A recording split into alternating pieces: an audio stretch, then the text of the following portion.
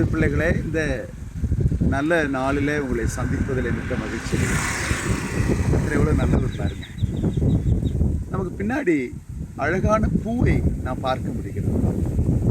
ஒவ்வொரு மனிதனுடைய வாழ்க்கையிலையுமே ஒரு பெரிய செழிப்பை கர்த்தர் கொடுக்கிறார்.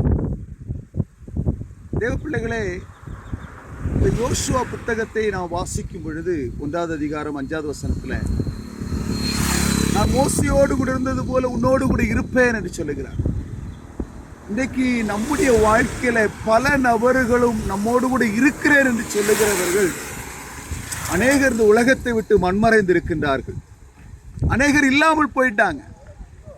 ஆனால் ஆண்டவராகிய இயேசு கிறிஸ்து உங்களை பார்த்து சொல்லுகிறார், உங்களை படைத்தவர் உங்களை பார்த்து சொல்லுகிறார், நான் உன் கூட இருக்கிறேன்.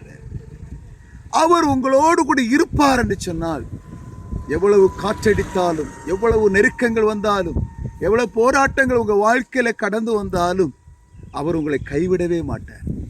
எந்த சூழ்நிலையிலும் மரணம் உங்களை பின்தொடர்ந்தாலும் கர்த்தர் உங்களை இந்த பூமியில வைக்க வேண்டும் என்று சொல்லி திட்டம் வச்சார்னா அதை நிறைவேற்றியே தீருவார். அப்படியானால் தேவ பிள்ளைகளை, எல்லாரும் கைவிடும் பொழுது நம்மளை கைவிடாத ஆண்டவர், நம்மளை படைத்த ஆண்டவர் நம்மோடு கூட இருக்கிறார். அவரை நீங்கள் பிடித்துக் கொள்வீர்களா?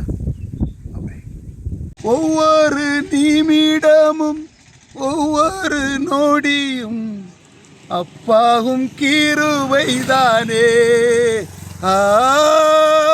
ஒவ்வொரு நிமிடமும் ஒவ்வொரு நொடியும் அப்பாவும் கிருபைதானே.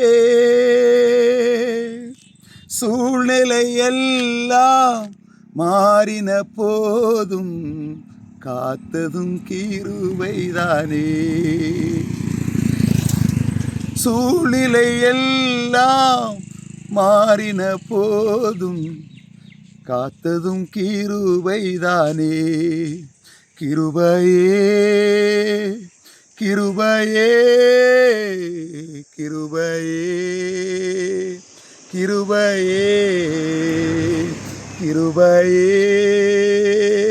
கிருபையே கிருபையே கிருபையே.